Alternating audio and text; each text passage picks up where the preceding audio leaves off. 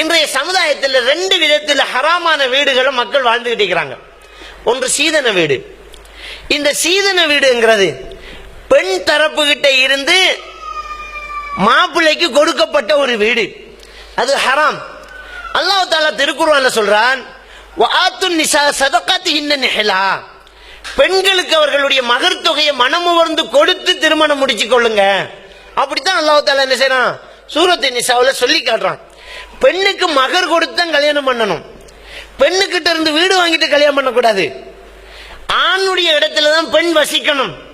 பெண்ணுடைய காலடியில போய் பெண் இருக்கிற இடத்துல போய் ஆம்பளை இருக்கிறல்ல, ஒரு வியாபார பொருள் இல்ல. ஒரு ஆண், அர்-ரிஜாலு கவ்வாமூன அல நிஸா, ஆண் தான் பெண்களை நிர்வாகம் செய்கிறவர் அப்படி என்று அல்லாஹ் தஆலா சொல்லி காட்டுறான். எங்கேயும் ஒரு சமுதாயத்துக்கு ஆண் பெண் தலைவத்துவத்தில் வாரத்தை இஸ்லாம் சொல்லவே இல்லை.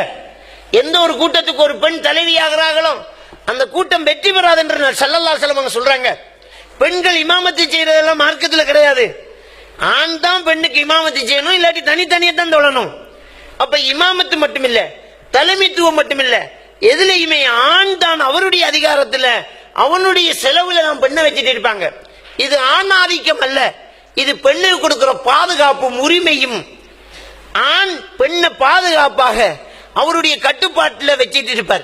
பெண்ணுக்கு இதுல எந்த கஷ்டங்களும் பெறக்கூடாது.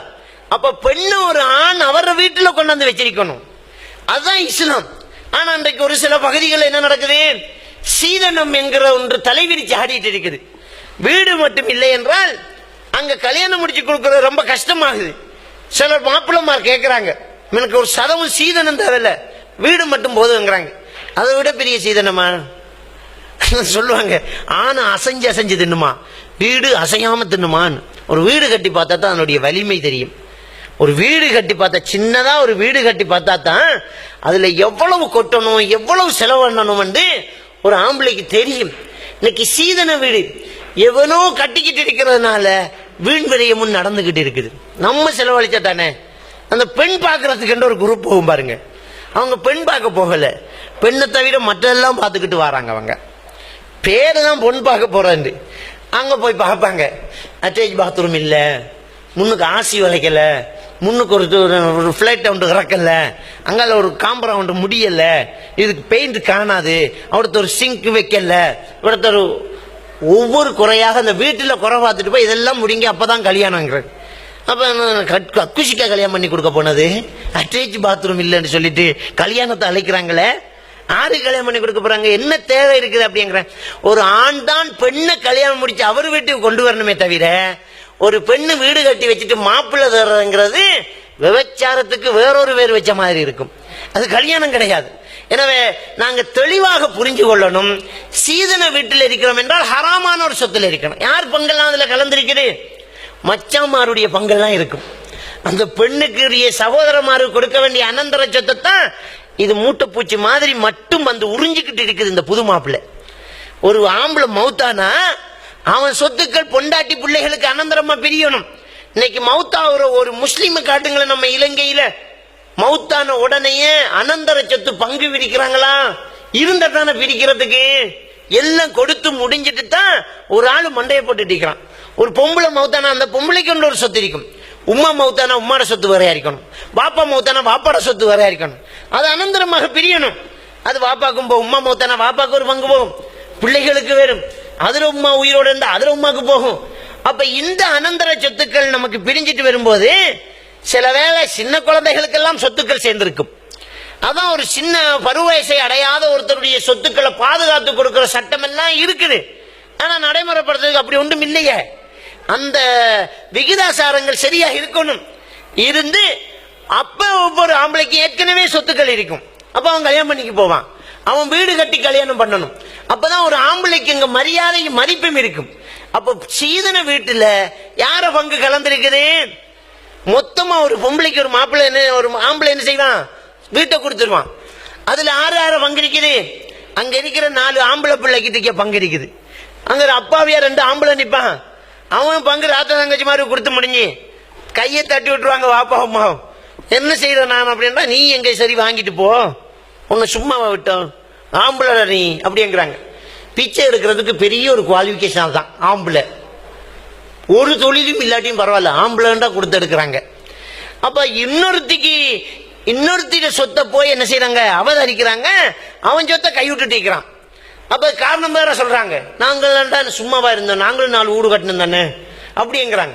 நீங்க அநியாயமா கொடுத்தா நீங்க இன்னொரு இடத்த அநியாயமா எடுக்கலாமா? நம்ம பிட் பாக்கெட் ஒருத்தன் அடிச்சுட்டான்னு சொன்னா நம்ம இன்னொருத்தன் பாக்கெட் எடுத்துக்கிட்டு இறங்குறா பஸ்ல, கூடாது இல்ல.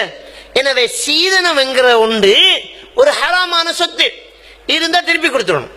நம்ம சீதன வீட்டுல இருக்கிறோமா, வேணாம் நான் வாடகை வீட்டுல இருந்துருவோம், இதை தூக்கி கொடுத்துடணும் மாமனார் கிட்ட, இதை நீங்க கொடுக்க வேண்டிய ஆள்கிட்ட கொடுத்துருங்க. ஏன்?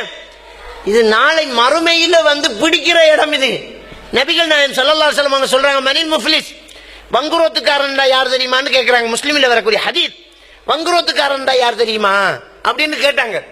கேட்ட உடனே சஹாபாக்கள் சொல்றாங்க, மல்லா இந்தஹு தீனாருன் வலல் மத்தா வலல் அம்திஆ, யார்கிட்ட காசு பணம் சொத்து சுகம் எதுவுமே இல்லையோ அவன் தான் வங்குரோத்துக்காரன். ஸல்லல்லாஹு அலைஹி வஸல்லம் அவர்கள் சொன்னார்கள், உண்மையான வங்குரோத்துக்காரன் யார் தெரியுமா? நாளை மறுமையில தொழுகையோட வருவான், நோம்போட வருவான், ஹஜ்ஜோட வருவான், தர்மத்தோட வருவான், சகாத்தோட வருவான், எல்லாம் வந்துகிட்டு நிற்பான். அல்லாவுக்கு செய்ய வேண்டிய கடமை எல்லாம் சரியா செஞ்சிருக்கான். ஒருத்தன் எழும்பி அக்கல மாலி ஹராமன், என் சொத்தை அநியாயமா திண்டிக்கான் யா அல்லாஹ்னு ஒருத்தன் எழும்புவான். யார் எழும்ப போறான்? மாமனார் மச்சாமார் தான் எழும்புவான். சிரிச்சுக்கிட்டானே தந்தையர், நல்ல தானா தந்தையர் அப்ப கேட்கலாமா? அங்க மகளையே கண்டு ஓடுற காலம் அது. யௌம யஃபிருல் மர்உ மின் அஹி, சகோதரனை கண்டு ஓடுற நாள் அந்த நாள். வ உம்மிஹி வ அபி, உம்மா வாப்பாவை கண்டு ஓடுற நாள். வ ஸாஹிபத்திஹி வ பனி, பொண்டாட்டி பிள்ளைகளை கண்டு ஓடுவோம். அந்த நாளின் கடுமை புள்ள பொண்டாட்டி உம்மா வாப்பா எல்லாம் பார்க்காது, நான் எப்படியாவது தப்பணும். அந்த நாள் மச்சான் பாப்பானா, மருமகன் பாப்பானா, அநியாயமா வேண்டி எடுத்துட்டான் யா அல்லாஹ்னு கேட்க போறான். அநியாயமா அப்ப இருக்கிற நன்மை எல்லாம் கொடுக்க போறான். ரசூலுல்லாஹ் சொன்னாங்க, ஒருத்தன் இப்படி கேட்பான், நன்மையில போய்த்திரும். ஹோல் அரபனி, இன்னொருத்தன் சொல்லுவான் என்ன அடிச்சுட்டான், அவன் நன்மையில போகும். இன்னொருத்தன் சத்தமணி, என்னை ஏசிட்டான்றான், நன்மை எல்லாம் போகும். இருக்கிற நன்மை முடிந்ததுக்கு பிறகும் குறை சொல்றதுக்கு இன்னொருத்தன் எழும்பி நிப்பான், கொடுக்க நன்மை இருக்காது. அப்ப பாதிக்கப்பட்டவனின் பாவம் கொண்டு வந்து இவன் தலையில வைக்கப்பட்டு பாவியாகவே நரகம் போறானே, இவன் தான் வங்குரோத்துக்காரன்டாங்க. இந்த நிலைமை சீதன வீட்டில் இருக்கிறவங்களுக்கு வந்துடக்கூடாது. அதனால திருப்பி கொடுத்துடணும். வேணாம், சொத்தை நீயே வச்சுக்கோ. அல்லாஹ்வுல தவக்கல் வச்சு நாங்க கொஞ்சம் முயற்சி செய்வோம், உழைப்போம், நிச்சயம் அல்லாஹ் நமக்கு ரிஸ்க் வழங்கிருக்கிறான். அல்லாஹ்வுக்காக வேண்டி நாங்க தியாகம் செஞ்சா அல்லாஹ் நமக்கு தருவான். நான் கேட்கிறேன், 1,00,000 முஸ்லிம்கள் 90ஆம் ஆண்டு 1,00,000 முஸ்லிம்கள் அகதியா ஓடி வந்தோமே, இந்த யாழ்ப்பாணம் மன்னார்ல இருந்து ஓடி வந்தோமே, உடுத்த உடுப்போட தானே ஓடி வந்தோம். எங்க போய் சீதன் வீடு கேட்டாங்களா? நல்லா தானே இருக்கிறாங்க, ஒருத்தம் கூட செத்து போகலையே, சூசைட் பண்ணலையே, பிச்சைக்கு போகலையே. அங்கிருந்து ஓடி வந்தெல்லாம் வெளிநாடுகள்ல, இலங்கையில பல இடங்கள்ல நல்ல அழகான வாழ்க்கை வாழ்ந்துட்டு இருக்கிறாங்க. அல்லாஹ் அவங்களுக்கு கொடுக்கலையா? காணி கொடுக்கலையா? வீடு கொடுக்கலையா? அவங்க உழைச்சாங்க. கவர்மெண்ட் எல்லாம் பில்டிங் கட்டி கொடுக்கல, நம்மளா உழைச்சி எடுத்தோம்.